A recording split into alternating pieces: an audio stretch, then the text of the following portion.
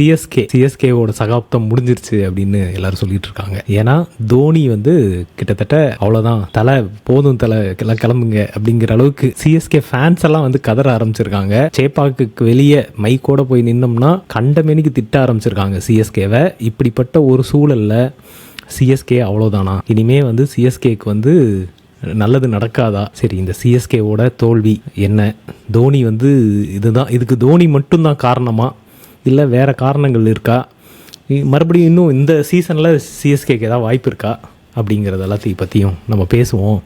அப்புறம் தோனியின் சகாப்தம் முடிவுக்கு வந்து விட்டதா, ஸோ அதுக்காக தான் இன்றைக்கி நம்ம இந்த பாட்காஸ்ட். ஸோ நான் உங்கள் மெட்ராஸ் மாங்க் அதிஷா, இது நீயே ஒலி பாட்காஸ்ட். தினமும் பல்வேறு விஷயங்கள் பேசிக்கிட்டு இருக்கோம், பல விஷயங்கள் பேசி வைப் பண்ணிகிட்டு இருக்கோம். அதில் இன்றைக்கி முக்கியமாக ஐபிஎல் நடந்துக்கிட்டு இருக்கிறதுனால சென்னை சூப்பர் கிங்ஸ் அவங்க வந்து ஆல்மோஸ்ட் முடிச்சு கட்டிட்டாங்க.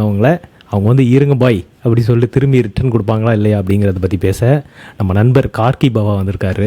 கார்கி பவா வந்து ஒரு தீவிரமான சிஎஸ்கே ஃபேனு. அவரே வந்து அந்த மஞ்சள் கலர் பெயிண்ட் அடிச்சுட்டு தலையில் மஞ்சள் வீக்கு மாட்டிட்டு சேப்பாக் மைதானத்தில் போய் நிற்கக்கூடிய அளவுக்கு சிஎஸ்கே அவருக்கு பிடிக்கும். ஒரு தீவிரமான சிஎஸ்கே ஃபேன் அவரை வச்சு இன்றைக்கி நம்ம செய்யலாம் அப்படின்னு சொல்லி அவரை கூப்பிட்டுருக்கோம். நான் ஒரு ஆர்சிபி ஃபேனாக அவரை வந்து வரவேற்கிறேன் இந்த நம்ம ஸ்டுடியோவுக்கு. வெல்கம் டு மெட்ராஸ் மாங்க் நீயே ஒலி பாட்காஸ்ட். Thank you Madras Monk. ஆனா நீங்க என்னதான் கலாய்ச்சாலும் சிஎஸ்கே டீம் எங்களை கலாய்க்கிற மாதிரி உங்களால கலாய்க்க முடியாது. அதாவது ஒரு மேட்ச்ல 1 ஓவர் 2 ஓவர் கலாய்ப்பாங்க. லப்பர் பந்து படத்துல ஒரு சீன் இருக்கும் தெரியுமா, கெத்தை வந்து அவுட்டே ஆக்க மாட்டானுங்க. நீ என்ன வேணாலும் ரன் அவுட் ஆனாலும் ரன் அவுட் பண்ண மாட்டோம், நீ கேட்ச் கூட பிடிக்க மாட்டோம் அப்படிங்கிற மாதிரி 2 பேரை வச்சு செஞ்சாங்க. விஜய் சங்கர் ஒரு பக்கம் அவுட் ஆக ட்ரை பண்ணிக்கிட்டே இருக்காப்புல, அது கேட்ச் பிடிக்க மாட்டேங்கிறானுங்க, ரன் அவுட் ஆக மாட்டேங்கிறானுங்க. தோனி அவுட் ஆக ட்ரை பண்ணாலும் அவுட் ஆக மாட்டேங்கிறானுங்க. இது வந்து நிஜமாவே சிஎஸ்கேக்கே ஒரு பெரிய அவமானம்னு நினைக்கிறேன். கண்டிப்பா அந்த டவுட்டே இல்ல. இதுக்கு முன்னாடி சிஎஸ்கே இந்த மாதிரியான அதர பாதாளத்துக்கும் போயிருக்காங்க. நான் முதல்ல போன வருஷமும் அப்படிதான் இருந்துச்சு. போன வருஷம் இவ்வளவு மோசம் இல்ல, பட் ஆனா எல்லா டைமும் எங்களுக்கு ஒரு காரணம் இது. உதாரணம், 2015 வந்து பேன் பண்ணாங்க 2 வருஷம் சிஎஸ்கே. அப்ப வந்து கப்பே வாங்காத டீம் எல்லாம் என்னெல்லாம் ஓட்ட முடியும்னா ஒரே விஷயம் சொல்லி இவனுக்கு பிக்ஸ் பண்றவனுங்க அப்படி எல்லாம் சொல்லி ஓட்டுனா. ஆனா அப்ப எங்ககிட்ட ஒரு டிஃபரன்ஸ் இருந்தது. என்ன இருந்ததுன்னா, நாங்க ஜெயிக்கிறதுக்காக காசு கொடுத்தோம்னா நீங்க தோக்கிறதுக்காக காசு வாங்குறீங்க, உங்களுக்கு எங்களுக்கு என்னடா வித்தியாசம் சொல்லி ஒரு டிஃபரன்ஸ் இருந்தது.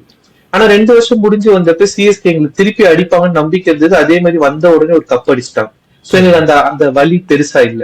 திருப்பி அதுக்கப்புறம் ஒரு பெரிய பிளே ஆஃப்கே போக முடியாம 9th பிளேஸோ 7th பிளேஸோ கடைசிக்கு முந்தின இடம் வந்தானுங்க. திருப்பி கம்பேக் கொடுத்து அடுத்த சீசன் வந்து கப் அடிச்சாங்க.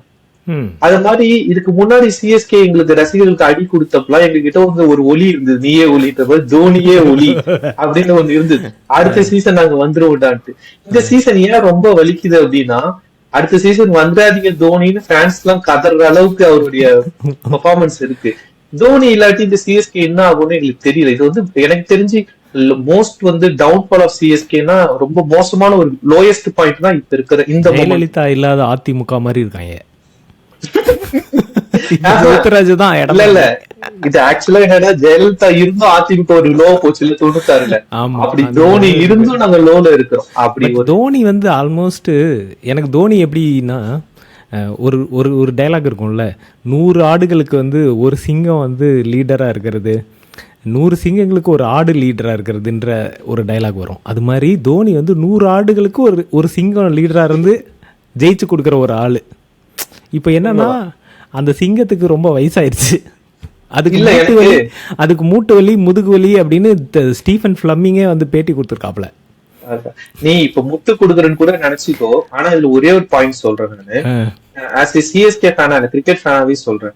இப்ப டீம் வந்து உனக்கு மத்த டீம் முக்கியமான டீம் அளவுக்கு ஸ்ட்ராங்கா இருந்திருந்தா, தோனியுடைய விக்கெட் கீப்பிங்கும் அவருடைய கடைசி 10 பால்ல 4 6 அடிக்கிற அந்த எபிலிட்டியும் தோனி இவ்வளவு அசிங்கப்படுத்திருக்காரு.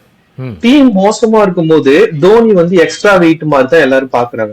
ஆனா என் கேள்வி என்னன்னா, ராகுல் திரிபாதி, தீபக் கூட இல்லைன்னா விஜய் சங்கர், அஸ்வின், சாம் கரன், இந்த 4 பொசிஷனை சரி பண்ணிட்டு தான் நீங்க தோனி மேலேயே கை வைக்க முடியும். நான் வந்து தோனி ஃபேனா சொல்லல, நீங்க பெர்ஃபார்மன்ஸ் எடுத்து பாத்துக்கோங்க. இந்த 4 பிளேயருக்கு ரீப்ளேஸ்மெண்ட் சிஎஸ்கே ஸ்குவாட்ல இல்ல. ஓகே, அப்புறம் தோனி மட்டுமே பிளேம் பண்ணி தான் யூஸ். ஏன் அதை நான் ஏத்துக்கிறேன் அப்படின்னா, யாரோ 2 அடிச்சுக்கலாம் தோனி தான் ஜெயிச்சு கொடுத்தான்னு சொன்னதை நாங்க என்ஜாய் பண்ணனா, இப்ப எவனுமே அடிச்சு கொடுக்காத பிளேம் தோனி மேலதான் வேணும். அதான் அக்செப்ட் பண்ணிக்கிறேன். ஆனா Dhoni is not the weakest player in CSK squad. அதான் என் பாயிண்ட். அப்ப தோனி கண்டினியூ பண்ணலாம் டீம்ல இந்த சீசன். அடுத்த சீசன் தெரியல, ஏன்னா அடுத்த சீசன் நீ மொத்த டீமையும் நீ மாத்தி ஆகணும். இந்த ஸ்குவாட வச்சுதான் போறாங்கன்னா அடுத்த சீசன் கேவலமா தான் போறாங்க. நான் இதை முன்னாடியே கெஸ் பண்ணிட்டேன். நான் இந்த முதல் மேட்ச்ல இருந்தே ட்விட்டர்ல ஆக்டிவா இல்லாம போனது காரணம் என்னன்னா, ஆப்ஷன் முடிஞ்ச உடனே எனக்கு தெரிஞ்சிருச்சு. இந்த தீபக் கூடா திரிபாதி மேல கூட கொஞ்சம் நம்பிக்கை இருந்தது, அஸ்வின் மேல எனக்கு சுத்தமா நம்பிக்கை இல்லை. ஏன்னா அஸ்வின் வந்து கடந்த 3 ஐபிஎல் எப்ப வந்து ஒரு டீமுக்காக எல்லா 14 மேட்சும் ஆடினாரு. கன்சிஸ்டன்ட் பிளேயரே கிடையாது இல்லையா? அதனால இன்னொன்னு, இந்த ஒருவேளை 100 இல்லன்னு வச்சுக்கியா இந்தியன் டீம் சிஎஸ்கே டீம்ல அஸ்வினால 2-3 விக்கெட் எடுத்துக்க முடியும். ஆனா 100 அவ்வளவு டெரிஃபிக்கான பர்ஃபார்மன்ஸ்ல இருக்கும்போது அஸ்வின் பால தான் அவங்க வந்து ரொம்ப ஈஸியா பிளே பண்ணுவாங்கன்னு எனக்கு தோணுது. அஸ்வினை தான் டார்கெட் பண்றாங்க. பண்ணதான் செய்யணும். ஏன்னா இல்ல, அது இப்ப யாரோ ஒருத்தர் பீடாக யாரோ சொல்லியிருந்தாங்க, அஸ்வினுக்கு இவங்க 9 கோடி கொடுக்கவே தான் இவங்களால டேவிட் மில்லரே எடுக்க முடியல. டேவிட் மில்லர் 5.5 crores தான் போயிருந்தாரு. பினிஷர் நம்ம கிட்ட ஆள் இல்லாதப்ப நீங்க டேவிட் மில்லர் எடுத்திருந்தீங்கன்னா டீமோட டைனமிக்ஸே மாறி இருக்கும். அதெல்லாம் அவருக்கு 35 வயசு ஆகுது, தாராளமா சிஎஸ்கேக்கு வரலாம். யாரு? டேவிட் மில்லரா? டேவிட் மில்லர்லாம் கரெக்ட். ஆனா என்னன்னா, அஸ்வின் முதல்ல T20 பிளேயர் மாதிரியே ஆட மாட்டேங்கிறாப்ல. அவர் முதல்ல T20 பிளேயரே இல்லையோ? இல்ல, ஆக்சுவலா வந்து மேபி லாஸ்ட் 5 years நீ சொல்றது உண்மையா கூட இருக்கலாம். பட் சிஎஸ்கே வந்து சேப்பாக்கம் கிரவுண்ட்லயே அஸ்வினுக்கு இந்த அடி விழுதுன்றது தான் பெரிய ஆச்சரியமா. அதே மேட்ச்ல அடி வாங்கினா பரவாயில்ல. ஆமா எல்லா மேட்ச்லயும் அடி வாங்கினா. எனக்கு அதான் சொல்றேன், நீ சிஎஸ்கே உடைய இது எப்பயுமே ஒண்ணுதான். அவங்க வந்து ஒரு 2 பேர் அவுட் ஆஃப் ஃபார்ம்ல இருப்பாங்க, ஷேன் வாட்சன் மாதிரி, டூப்ளசி மாதிரி, இல்ல உத்தப்பா மாதிரி கன்சிஸ்டன்டா அவங்களுக்கு சான்ஸ் கொடுத்துட்டே இருப்பாங்க. ஒரு கட்டத்துக்கு மேல அவங்களே அறுப்படி என்னன்னா எனக்கு இவ்வளவு சான்ஸ் கொடுக்குன்னு ஒரு ரன் அடிச்சு கொடுத்துருவாங்க. இப்ப பிரச்சனை என்னன்னா மொத்த டீமுக்கும் அந்த சான்ஸ் தேவைப்படுது. அப்ப டீமுக்கே சான்ஸ் கொடுக்கணும்னா அதுக்குள்ள சீசன் முடிஞ்சிடும்ல. சீசன் முடியதான் போகுது. நான் மறுபடியும் அதேதான் சொல்றேன், இந்த ஒரு சீசன் கேவலமா தோக்குறத பத்தி சிஎஸ்கே ஃபேன்ஸ் பெருசாலாம் அலட்டிக்க மாட்டாங்க. ஆனா ப்ராப்ளம் வந்து அடுத்த சீசனும் இதேதான் நடக்கும். அதான் பிரச்சனை. ஆனா இவங்க பண்ண ஒரு விஷயம் இருக்குல்ல, தோனி வந்து பேட்டிங் பண்ணணுன்றக்காக நல்லா ஆடிட்டு இருக்க பேட்ஸ்மேன் அவுட் ஆக சொல்லி கத்துனானுங்கல்ல, அந்த பாவம் தான் நீங்க இப்ப இந்த மாதிரி அனுபவிச்சுட்டு இருக்கீங்க. இல்ல இதை நான் ஒத்துக்க மாட்டேன். நாங்களாவது ஜடேஜா அவுட் ஆகணும் கத்தல, ஜடேஜா அவுட் ஆனதுக்கு அப்புறம் தான் கத்துனாங்க. ஆனா நேற்று மும்பைல என்ன நடந்துச்சு? கிளம்பி வாடா தம்பிட்டு மெச்சில்சன் பேட்ட பிடிக்கிட்டா என்னைக்காவது நம்ம இந்த லோக்கல் மேட்ச்ல தானே இந்த மாதிரி பண்ணுவோம். டேய் நீ வாடான்னு சொல்லி இழுத்து போயிடுவாங்க. அதுவும் அவனுக்கு என்ன தெரியுமா, ஃபர்ஸ்ட் யார கூப்பிட்டீங்க? திலக் வர்மாவா, one of the best T20 பிளேயர்ல ஒருத்தன். ஆமா, கூப்பிட்டுட்டு யார எடுத்துறீங்கன்னா சாட் நேரம் அனுப்புறானு. ஏன்டா அவன் இவன் தான் அடிக்க போறான்ன்ற மாதிரி ஒரு பழைய வீடியோ ஒண்ணு இருக்கும். என்னடா சண்டே எதுவுமா புளியோதரை சாப்பிடுறீங்க, அப்படியே எல்லாரும் திரும்பி பிரியாணி கொடுக்குற மத்தா தேங்காய் சாதம் சாப்பிடு அப்படின்னு. அது ஒரு திலங்கர் மாதிரி வாழ்த்து மிச்சல் சண்டை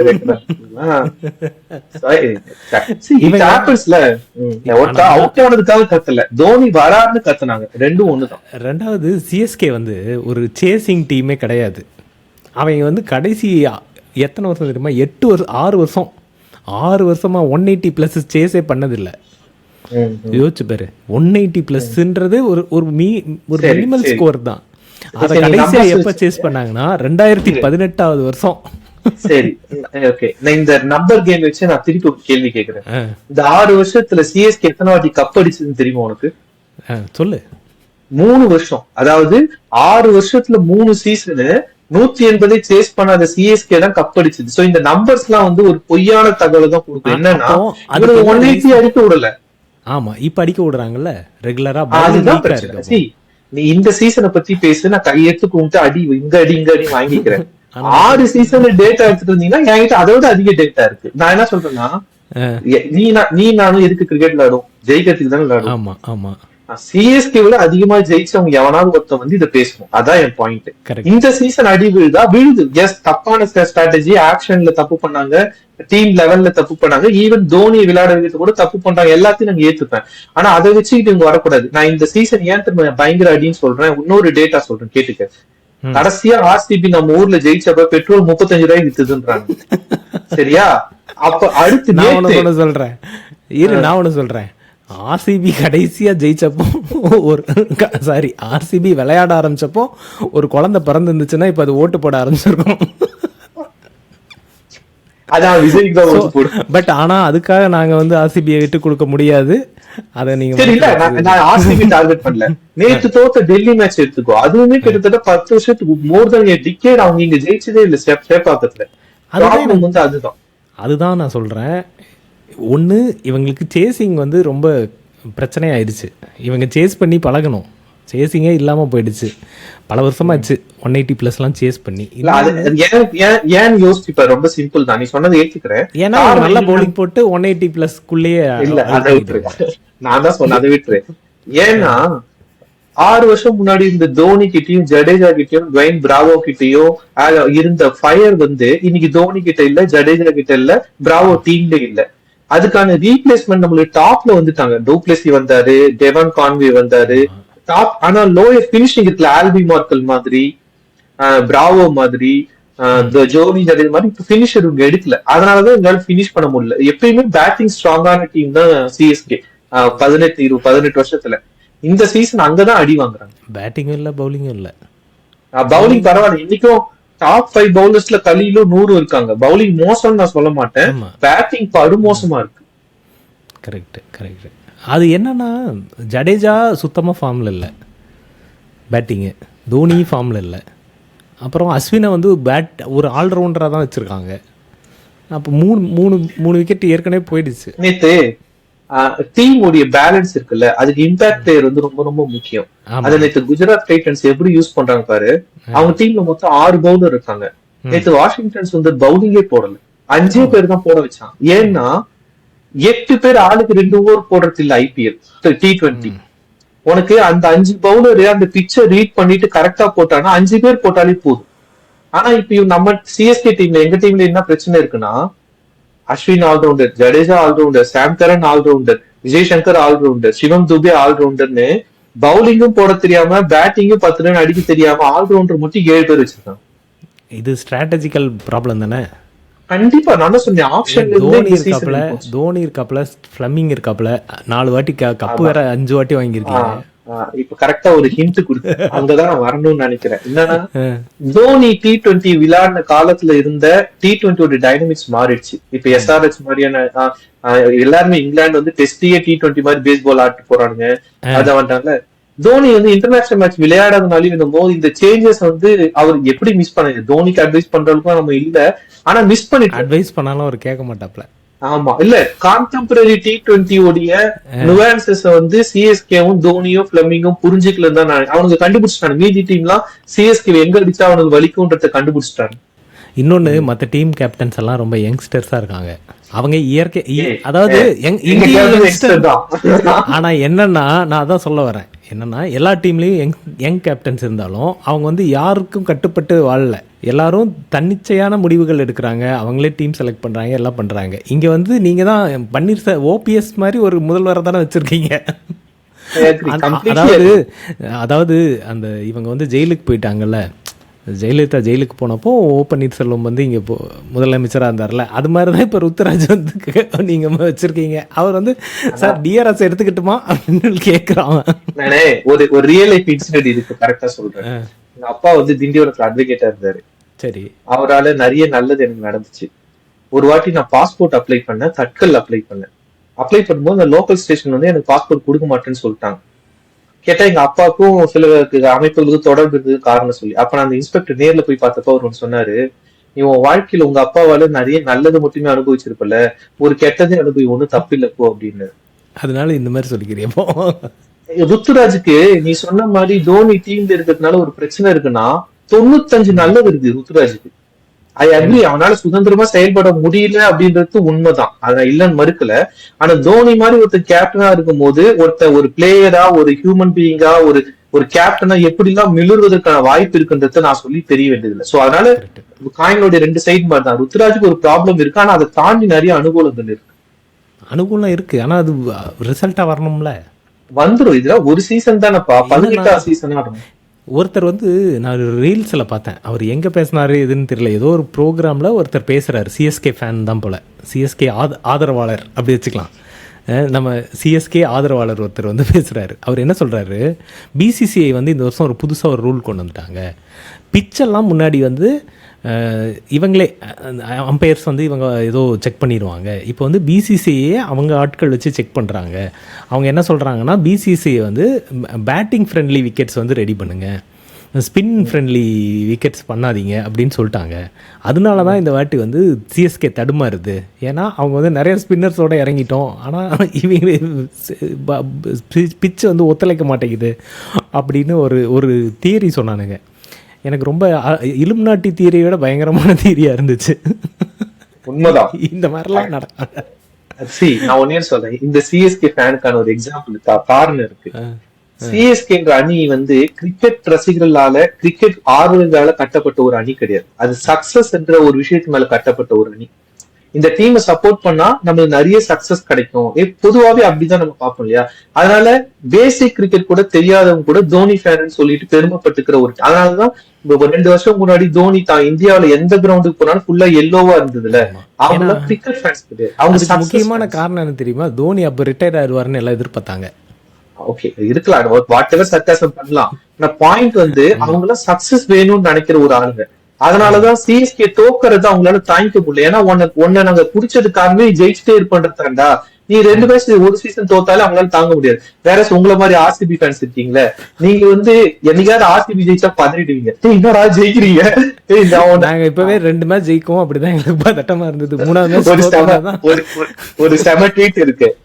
நம்ம காலேஜ் படிக்கும்போது ஒரு பொண்ணு எதிர்த்து 2 வாட்டி நம்மள பார்த்தா அந்த பொண்ணு நம்மள லவ் பண்ணுன்னு நினைப்போம்ல, அந்த மாதிரி இவனுக்கு 2 மேட்ச் ஜெயிச்ச உடனே ஒவ்வொரு வாட்டி கப் அடிச்சிருவோம்னு நினைச்சாங்க. நாங்க எப்படி திரும்பி ஃபார்முக்கு வந்தோமா வந்துட்டீங்க. ஆனா ஓகே, நான் சொல்லி முடிச்சிடுறேன். சிஎஸ்கே ஆர்சிபி ரெண்டுமே வந்து ஒரு டீம்ன்றதை தாண்டி ஒரு கேரக்டர். ஜெயிச்சுட்டே இருக்கிற கேரக்டர் பிடிச்சவங்க சிஎஸ்கே ஃபேன்ஸ் இருப்பாங்க. தோத்தா கூட நான் அவங்க கூட நிப்பண்டா அப்படின்னு நினைக்கிற அந்த கேரக்டர் பிடிச்சவங்க ஆர்சிபி ஃபேன்ஸ். லாயல்டி, அது நான் லாயல்ட்டி சொல்ல மாட்டேன், அவங்களோட இயல்பு அதுன்னு தான் நான் சொல்லுவேன். பட் வேற சிஎஸ்கே என்னைக்கெல்லாம் தோக்க ஆரம்பிக்குதோ அன்னைக்கெல்லாம் செம்ம அடி விழும். ஆனா they will come back provided அடுத்த வருஷம் டீமை மாத்தினாங்கன்னா. ஓகே, அப்ப அடுத்த வருஷம் தான் நீங்க ஜெயிப்பீங்க. இந்த வருஷம் சாமி கூட்டலாமா? 6வது இல்ல 7வது, என் கெஸ் வந்து 6th இல்ல 7th வருவாங்கன்னு தோணுது. 7 வந்துச்சுன்னா உங்களுக்கு ஒரு இதுவா இருக்கும். நான் கூட என்ன பண்ணேன், நீங்க பாட்காஸ்ட் பண்ணலாம் 7 மணிக்கு வச்சுக்கலாம் சொன்னேன். ஏன்னா நானும் ஒரு வாரமா பாத்துட்டு இருக்கேன், அந்த 7வது இடத்த விட்டு ஏறவும் மாட்டேது இறங்கவும் மாட்டேது. அதில் தக்க நேத்து அடிச்சு கீழே அமுக்கி விட்டாங்க. எங்க எஸ்ஆர்எச் இருக்கே நம்ம 9வது இடத்துல இருக்கோம். அப்ப இந்த வாட்டி வந்து சாமிக்கு விட்டுற வேண்டியதுதான் போல.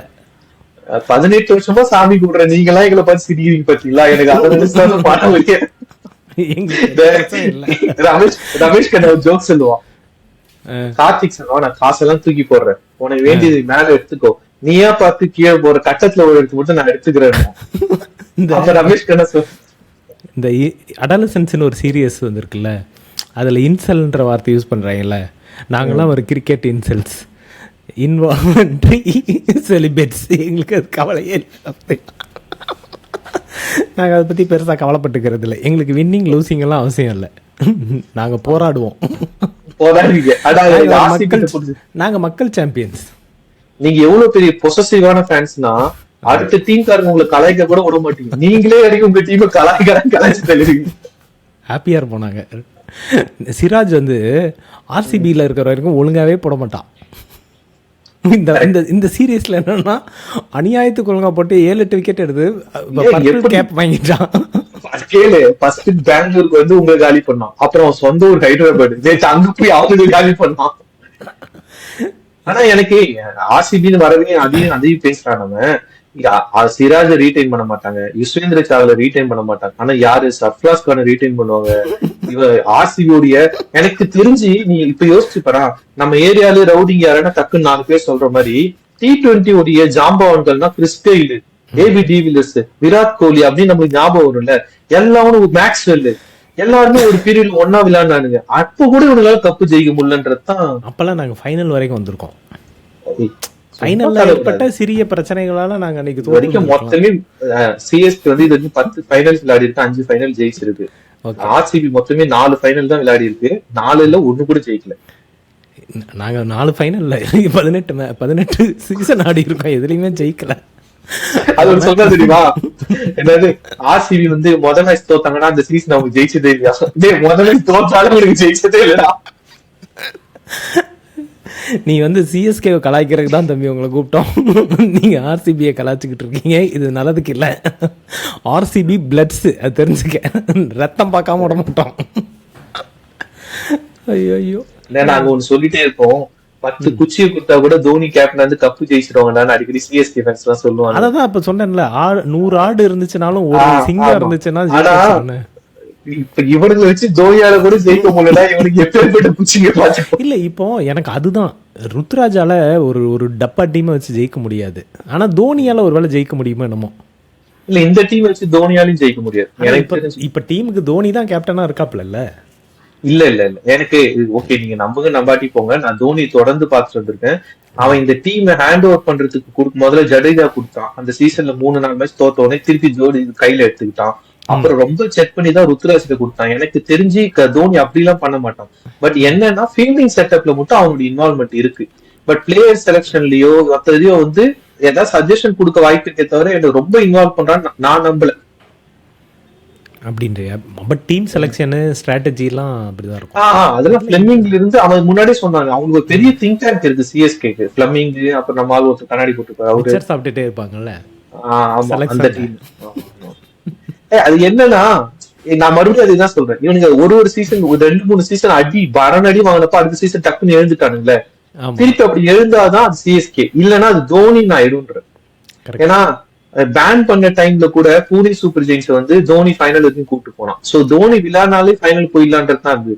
இது வந்து இப்ப இவ்வளவு நாளா நம்ம பார்த்த ஒரு கேரக்டர் சொன்னல, அது சிஎஸ்கே உடைய கேரக்டரா தோனியுடைய கேரக்டரான்றது அடுத்த சீசன்ல தெரிஞ்சது. அப்படின்றியா? எனக்கு தெரிஞ்சு இன்னும் இவங்க ஒரு ஏடிஎம்கே வந்து இப்ப எப்படி போராடிட்டு இருக்காங்கல்ல, அது மாதிரி தான் சிஎஸ்கே இன்னும் ஒரு 4-5 சீசனுக்கு போராடுவாங்கன்னு எனக்கு தோணுது. வாய்ப்பும் இருக்கு, நான் நம்புறேன். ஆனா வாய்ப்பு இருக்கு. இன்னொன்னு கவனிச்சுப்பாரு, டக்குனு நீ யோசிங்க, ஐபிஎல் உடைய ஜாம்பவான்கள்னா எனக்கு மைண்ட்ல பெரும்பாலான மைண்ட்ல வந்து CSK, Mumbai Indians, SRH, KKR இவங்க தானே. இந்த இப்ப இருக்கிற டேபிள்ல போய் பார்த்தா Delhi, Punjab, RCB, I think அப்படியே மாறுது, டைம் மாறுது. சோ இனிமேட்டு சிஎஸ்கே டவுன் ஆகிறதுக்கும் சான்ஸ் இருக்கு. ஆனா எனக்கு தெரிஞ்சு இப்ப டாப்ல இருக்கிறதுல பஞ்சாப் ஆகட்டும் டெல்லி ஆகட்டும் அவ்வளவு கன்சிஸ்டன்ட் டீமா எனக்கு தெரியல. குஜராத் டைட்டன்ஸும் இவனுங்களும் தான் இருக்காங்க. பஞ்சாப்லாம் ஸ்ரேயஸ் ஐயர் இல்லைன்னா ரொம்ப தடுமாறுவாங்கன்னு தோணுது, அவன் ஃபார்ம் ரொம்ப கீ. அது என்னன்னா இந்த வாட்டி யார் ஜெயிப்பாங்கன்னு நினைக்கிறேன். எனக்கு இது கட் ஃபீல் தான், too early to predict. But என்னுடைய கட் ஃபீல் வந்து இது வரைக்கும் கப்பு வாங்காத ஒரு டீம் தான், டெல்லி, பஞ்சாப், எல்எஸ்ஜி, இந்த மூணுத்துல ஒண்ணு. அப்படியா? எல்எஸ்ஜி மேல நம்பிக்கை இருக்கா? அதான் சொல்றேன், எல்எஸ்ஜி மேல நம்பிக்கை இல்ல. பட் இது வரைக்கும் கப்பு ஜெயிக்காத டீம் தான் ஜெயிக்கிற மாதிரி தான் இருக்கு. ரிஷப் பண்ட் ஃபார்ம் பண்ணிட்டானா அந்த டீம் ஒண்ணுமே பண்ண முடியாதுப்பா எல்எஸ்ஜி. அப்படியா? வந்தாதானே. அது ரைட், அவனும் தோனி இப்பவே தோனி ஆயிட்டான். ஆமா இப்பவே தோனி ஆயிட்டான். இல்ல நீங்க நிறைய ஒத்துமை இருக்கு இந்த சீசன்ல. இங்க தோனியை நம்ம அசிங்கப்படுத்துறோம், அங்க ரோஹித் சர்மாக்கு அந்த மாதிரி ஒரு ரொம்ப மோசமான ஒரு நிலைமையில இருக்கான். ஆமா அந்த சைடு போனா நம்ம ஊர் பையன் இல்லைன்னா கூட பேட் கமின்ஸ் வந்து செருப்பால அடிச்சு துரத்துறாருங்க. இன்னமும் சரி, நல்லாதான் இருக்கு, அடி வாங்குடா அப்படின்ற மாதிரி எவ்வளவு அழுக வச்சிருக்கேன் எங்களை எல்லாம். அங்க ரிஷப் பண்ணிட்டு அது இப்ப போஸ்ட் மேட்ச் தெரியுமா, ரிஷப் பண்ணிட்டு அழாத குறை தான், உள்ள போனா கோயங்காய மண்டையை பிடிச்சி கடிப்பாடின்னு அழுதுட்டே தான் போறான். சோ ஐ திங்க் ஒரு ஃப்ரெஷ்ஷான ஸ்டார்டர் ஐபிஎல் தான் நான் பாக்குறேன். அப்ப நம்ம ஆளுங்க எல்லாம் இப்ப முன்னாடி இருந்ததை விட இப்ப ரொம்ப கேப்டன் மேல வந்து எல்லாரும் கோபப்படுறாங்களோ, எல்லா கேப்டன் இல்ல எல்லா கேப்டன் மேலயும். அதாவது ஆமா ஆமா கண்டிப்பா எல்லாருமே கோபம் இருக்கு. இன்னொன்னு அவங்களுக்கு என்னன்னா தெரியல, முன்னாடி பஞ்சாப் ஃபேன்ஸ் எல்லாம் எப்படி இருந்தாங்க தெரியல, சிஎஸ்கே மும்பை இந்தியன்ஸோ இல்ல இவனுக்கு எஸ்ஆர்ஹெச்சோ பெருசா இந்த மாதிரி தோக்க மாட்டாங்க. அதான் நான் சொன்னேனே, ஆர்சிபி கூட 10 வருஷம் 15 வருஷம் கழிச்சு, டெல்லி கூட 15 வருஷம் கழிச்சு 50 ரன் டிஃபரன்ஸ்ல. அது வேற ருத்ராஜியா ஒரு மோசமான கேப்டன்னா, வி ஜஸ்ட் லாஸ்ட் பை 50 ரன்ஸ்ல எவனா சொல்லுவான் ஐபிஎல்ல. இல்ல நிஜமாவே எனக்கு ருத்ராஜ் மேலேயே வந்து இப்ப டவுட்டா இருக்கு. ருத்ராஜ் வந்து ஒரு நல்ல கேப்டன்லாம் தாண்டி இப்ப அவங்க விளையாடுறதே இல்ல, ஃபார்ம்ல இல்லன்னு சொல்ல முடியல. 4 மேட்ச்ல 2 50 அடிச்சிருக்கான். அவன் அவுட் ஆறது இதுத்தா பார்த்தா நீ சொன்ன மாதிரி அவுட் ஆஃப் மாதிரி தெரியுது. ஆனா என்னன்னா அவன் பிரஷர் ஏத்திக்கிறான். அவன் ஏன் 1 டவுன் வரணும், நீ ஓப்பனிங் வந்து அடிச்சுட்டு போனா அவன் வந்து போஸ்ட் மேட்ச்ல வளர்றான். நான் எனிவே ஃபர்ஸ்ட் ஓவர்ல வந்துடுறேன்ல, ஃபர்ஸ்ட் டவுன் வந்தாருன்னா செகண்ட் டவுன் வந்தாங்க, அதெல்லாம் தெரியல. பட் அவனும் ஃபார்ம் பண்ணுவான். ஒரு ஸ்ரேயாஸ் ஐயர்கிட்ட சுப்மான் கில் கிட்ட எல்லாம் இருக்கிற ஒரு அந்த ஆட்டிடியூடே இல்லை பற்றியா அவன்கிட்ட. இவன் வந்து தோனி மாதிரியே டூப் பண்ணுறானோ, ரொம்ப அடக்கமாக பொறுமையாக பேசுகிற ஒரு சாதாரண ஒரு மனிதனா, அது மாதிரி ஒரு எளிய மனிதன் மாதிரி நடந்துக்க ட்ரை பண்ணான்னு நினைக்கிறேன். நேற்று மேட்ச்ல மட்டும் எனக்கு ருத்ராஜா தோனியா இது பண்ணது யாருன்னு தெரியல. ஆனா பெரிய தப்பு ஒண்ணு இருக்கு. ஏன்னா 3 மேட்ச் தோத்துட்டோம், டீம்ல ஒரு ஃப்ரெஷ்ஷா இருக்கணும், எல்லா டீம்லயும் ஒரு யங்ஸ்டர் இறக்கி ஆட வைக்கிறாங்க. இவனுக்கு ஒரு ஆண்ட்ரே சித்தார்த்தியோ இந்த வன்ஷி பேடியோ இறக்காம திருப்பி விஜய் சங்கருக்கு ஒரு சான்ஸ் கொடுத்தது வந்து எனக்கு அது மிகப்பெரிய கொஸ்டின். அது எப்படி அதை பண்ண முடிஞ்சதுன்னே. தமிழ் கமெண்டேட்டர்ஸ் எல்லாம் வந்து விஜய் சங்கர் ஆடியே ஆகணும் அப்படின்னு ரொம்ப போராடிட்டு இருந்தாங்க. ஆனா கடைசி விஜய் சங்கர் ஆடவே இல்லை. அவர் ஆடிட்டே இருந்தாரு, ஆடிக்கொண்டே இருந்தார் மாதிரி இருந்துச்சு. எப்பதான் ஸ்ரீகாந்த் கிட்ட இருந்தார். அவன் என்ன பண்றான், ஃபீல்டரா பவுலரா பேட்ஸ்மேனா, அவன் எதுக்கு டீம்ல இல்ல. இப்ப அந்த மாதிரி அந்த கேரக்டர் ஸ்பெசிபிக் இருக்குல்ல, ஒவ்வொருத்தருக்கும் நீ என்ன கேரக்டர்னு சொல்லணும்ல.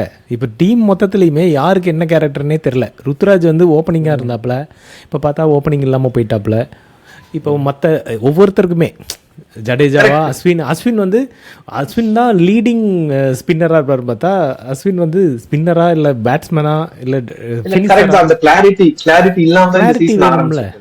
ஆமா, ஒரு கிளாரிட்டியும் இல்ல.